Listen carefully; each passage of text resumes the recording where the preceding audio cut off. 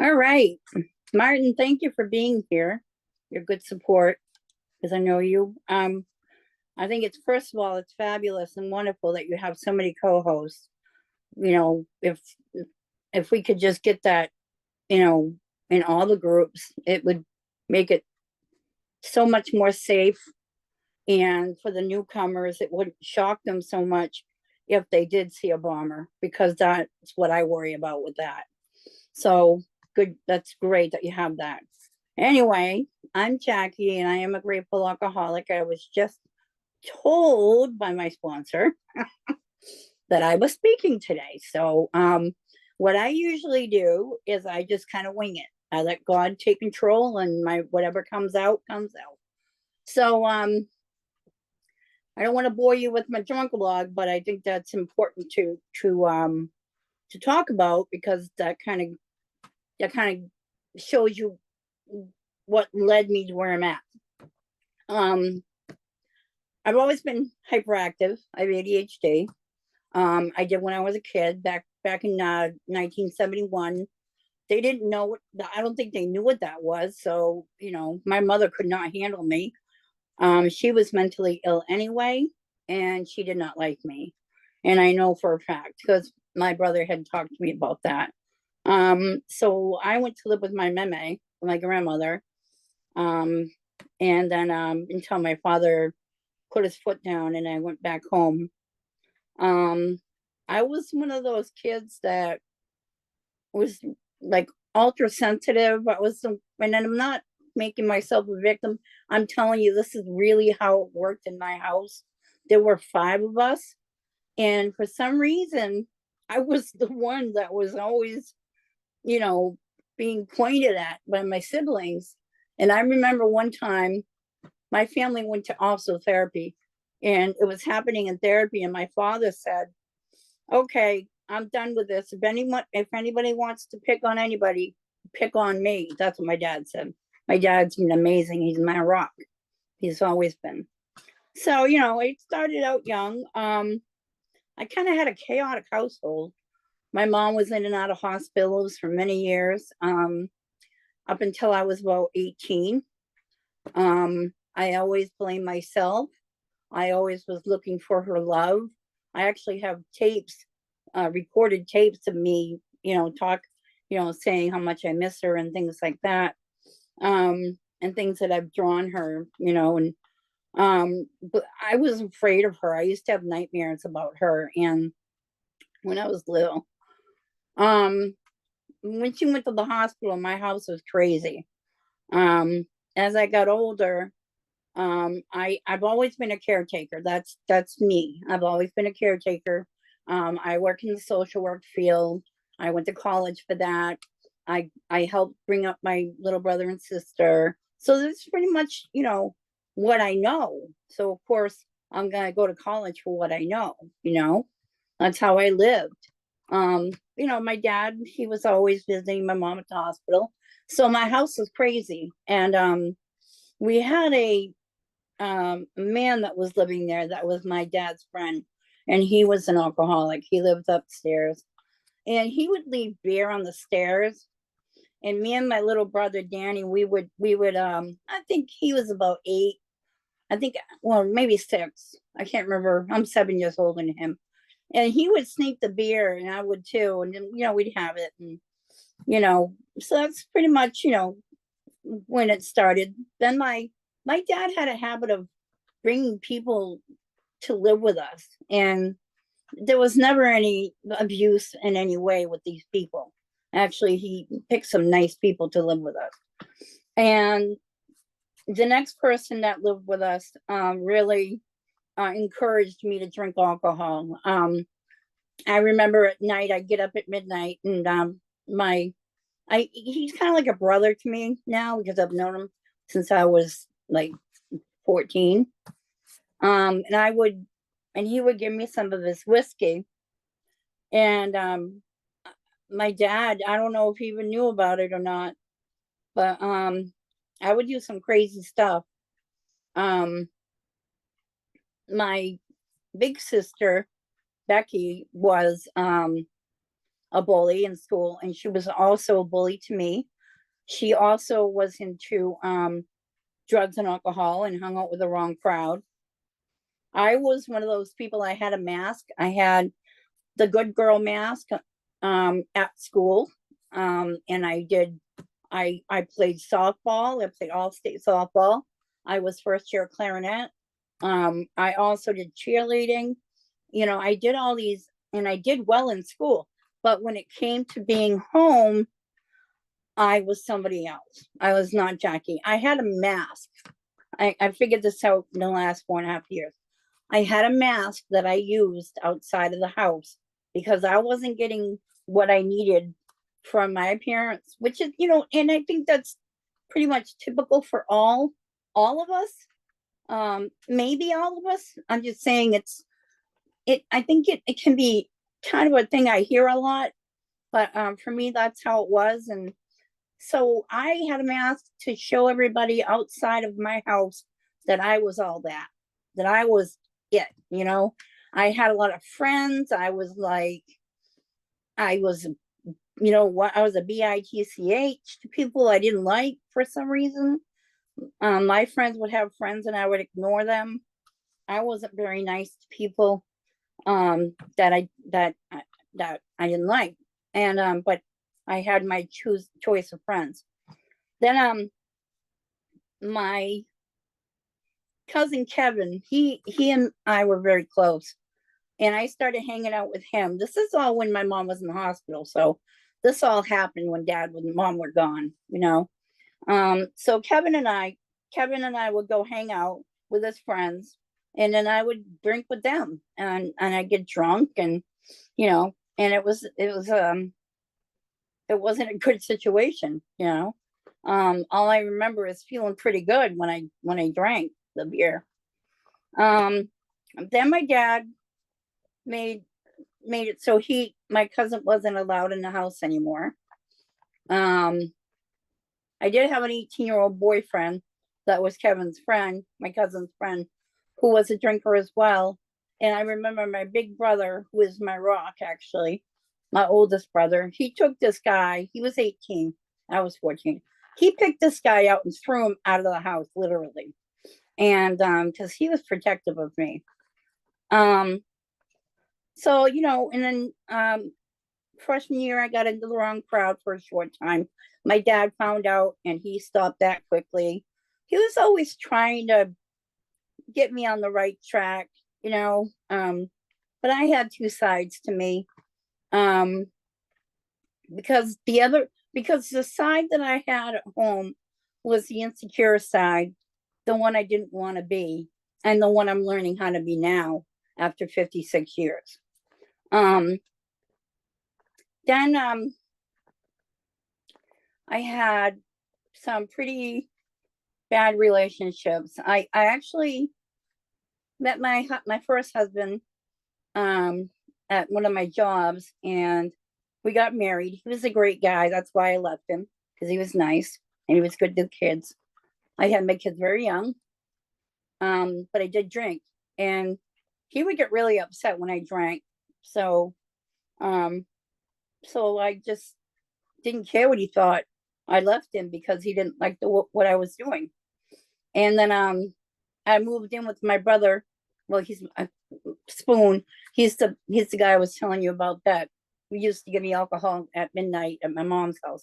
He and I moved in together, so that didn't really help. And then there was drinking there. And my kids were I never drank in front of my kids, but I know they knew I drank. But they were real little back then. Then I met this man um who was a really bad drunk. I mean, he was at the point where he every morning he would be in the bathroom, and he would, excuse my expression, vomit blood, and it was bad. And I was in that terrible relationship for I don't even know how long, because it was so fuzzy because I drank so much. My youngest daughter, and I never, he hurt my youngest daughter, and he bandaged up her hands, and I don't know what else he did. But I called my parents, See, my kids at the time, I have two. One of them was one of them was two, when the other one was four. And my 4-year-old is pretty easy. My 2-year-old's always been, she was born not breathing, so she's got some intellectual disabilities. So when he hurt her, I called my mom and dad and I said, "You need to come get my kids. I'm not worthy to have them." So my dad picked them up, and I ended up in the at the time it was called the Portsmouth Pavilion, where because I wanted to commit suicide. The only reason why I'm still here now is because I personally believe that if I commit suicide, I won't go to heaven because it's one of the 10 commandments. That's just me. So that's why that didn't happen. So then I got out of the hospital, and of course I went back to this guy, and then I finally left. Um, Stayed single for a while. I went to college. I stopped drinking. I focused on my academics, focused on my kids. I worked in a therapeutic center for a while I was going to college, and things were going really good. I wasn't drinking. I was doing really well in college. My job was I was a counselor for troubled teens, and my kid, like I said, my kids were doing really well. And then I I don't know what happened in between there. My mind's going blank. So I'm just gonna go up a little further to when I was with. See, I'm a what do you call it? I have a bad picker. I think that's the word. Um, I met somebody who I thought was okay. Come to find out, he was a not a child molester, but he looked at that kind of thing. And when I found out, right, I found out that one day, and we were engaged. And the day that I found out, I made sure my daughter and I left that house, and we called the detectives, and he went to prison. So then I spent 3 years alone. I didn't drink. Um, and I was doing really well again. I had started going to church. My sister had passed away, and I can't say I was sober because I had another substance that my mother, because I have a bad back, my mother said, "Oh, you should try this. This will help." And I remember being in a meeting with the director because I was a supervisor, and I was talking with her, and I had taken those pills. All of a sudden, I felt like, wow, I'm not nervous. This is fine, you know? And then that's when I started stealing my mother's medications. Um, so yeah, I wasn't doing so great, like I said. So I spent 3 years without any men. I worked at a day program as a supervisor, and I went to work every day under the influence of pills. Um, so that right there in itself, I really believe, I know that Sochu only wants to keep it to alcoholism. My story has pills in it too. So I'm sorry if I offend anybody, but that's part of my story. So I ended up I did graduate from college, by the way, with a bachelor's degree, with a 3.23. Um, but I just I made some bad choices. I was in and out of,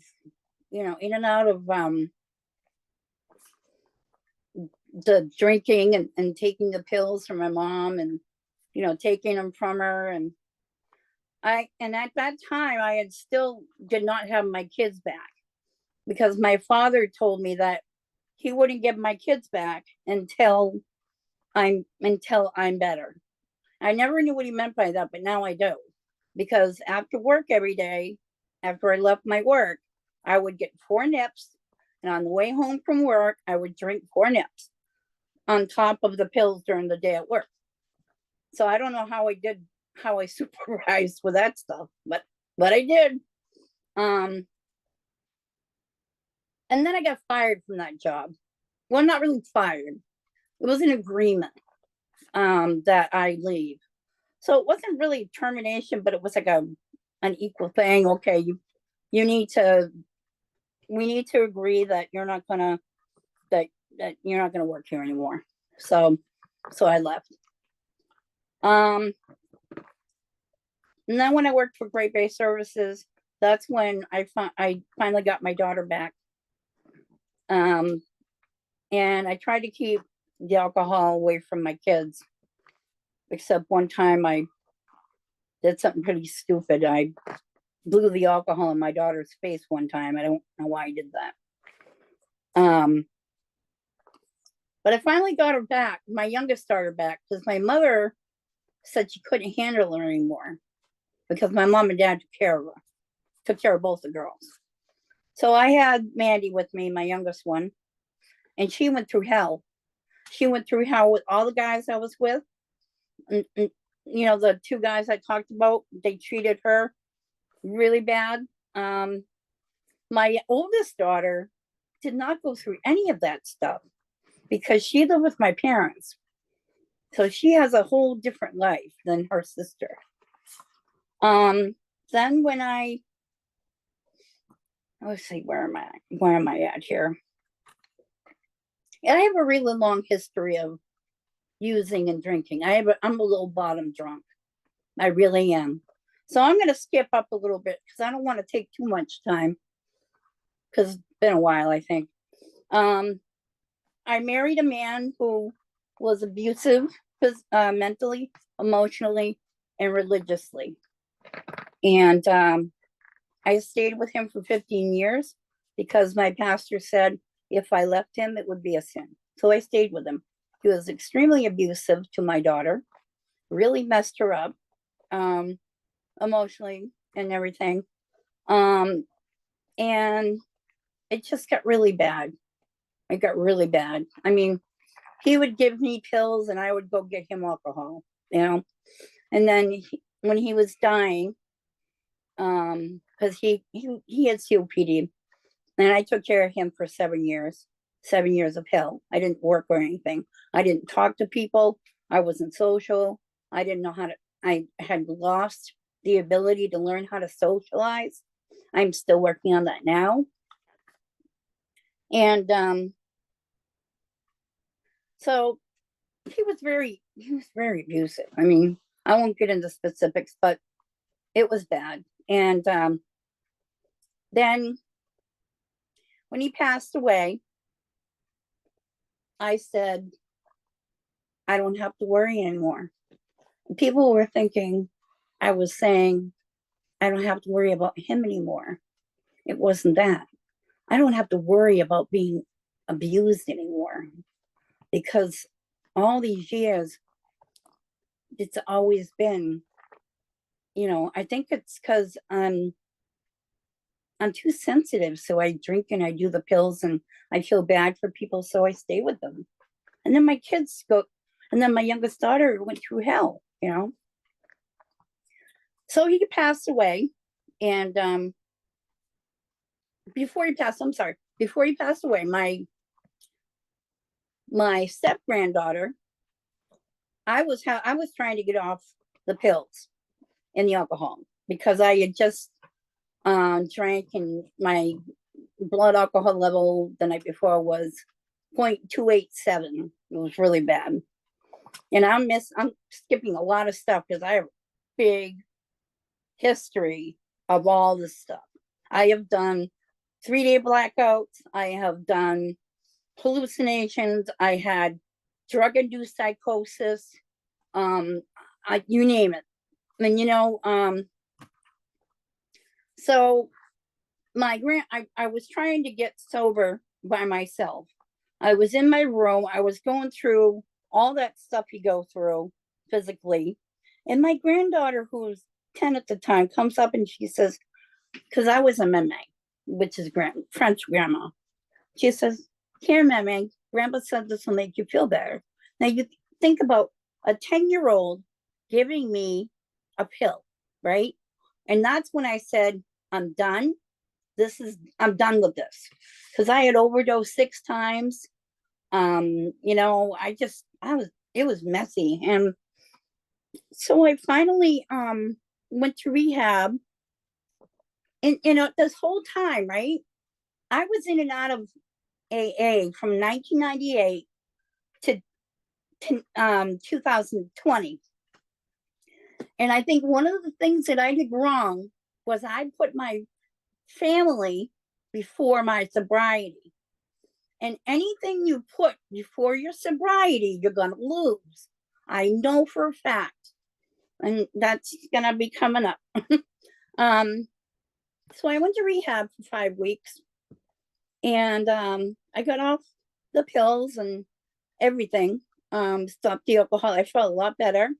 I was very insecure about how to socialize because I was isolated for so long. And so that was back during COVID, and all our meetings were on Zoom, like we are now. And that's why I do Zoom, because even though I've been coming in and out since 98, I still do Zoom because this is how I got sober and it works for me. So then I finally met my sponsor, Christy, and I was in for like 2.5 years, and then I met her. She got me active in the program. She got me hosting and co-hosting. I finished my steps. The woman is amazing. She's amazing. I'm so blessed to have a sponsor like her. Because I was done. I really was. So I got sober July 11th of 2020 at the Farnham Center in Manchester, New Hampshire. And when I got out of there, I stayed sober. I was done. My husband was an alcoholic, even though he was really sick. So I lived upstairs, he lived downstairs. I did take care of him, but I stayed away from him. And when he passed away, that's when I said, I don't have to worry anymore. And so my youngest daughter, as I got sober, right? This is the weirdest thing. I'm getting sober and I'm getting better and I'm working with Christy and I'm getting my steps done and I'm doing hosting. The more I get better, the more my youngest daughter did not want to have anything to do with me. She did not want anything to do with me, and she still doesn't. It's been 5 months, but the blessing that I got out of this was I was sober, I don't know, 2 years. I had just started soju, and my oldest daughter came and lived with me. I have never lived with my oldest daughter. She always lived with my parents. So she came and lived with me, and I cannot believe how wonderful that girl is. She is this. My dad did a good job on that child because she is a blessing. So I know that the steps are so important to do, and to do, constructively, and to do thoroughly and to do honestly. My sponsor is very loving and caring. She's not a hard butt, she's not hard. She doesn't get on my case, but I that's what I need right now, is somebody who can be supportive. And I struggle with I'm learning who I am ever since my husband died. Then I lost my kitty up here. I don't know if you can see her. No, you can't. That's Stubby. Well, anyway, I lost him last year, and that was hard. That was my the second thing that I loved that passed away while I was sober. And I don't know where Matt. Oh yeah.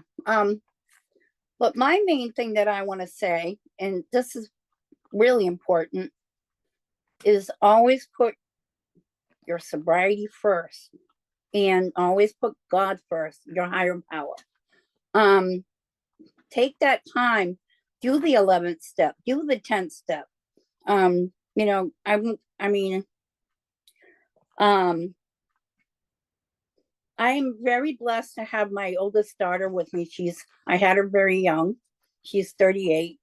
I'm 56, but she's like my best friend. And I struggle with making friends. I struggle with socializing because of all the abuse I've been through. I'm not a victim. I am a survivor. I am not a victim. I have survived it. So I am learning how to be friends with people. I'm learning. I haven't done it yet. But always put your recovery first, because if I didn't do that for years, and look what happened to me. And I know that if I put my recovery first and I go to these meetings, at least I go twice a day. And if I'm not busy in the program and I'm not active and I'm not going to make it, because, I've been doing this. I've been doing this since I was 23 and I'm 56, and it's time. 4.5 years is the most I've ever gotten. And, you know, the only thing that makes me feel, sometimes I feel like I want to drink, but I don't, was when my daughter gives me a really hard time, and my youngest daughter, because of all the stuff she's been through, she likes to talk about it. I haven't talked to her in 5 months, but right now my life is good. I work part-time with people with disabilities and emotional problems, and my daughter lives with me and my stepson, and life is what it is. It is what it is, and every day is different. We have peaks and valleys in our life. When we have those valleys, we need to remember that this too shall pass. And I think I've talked a long time. That's all I got. Thank you.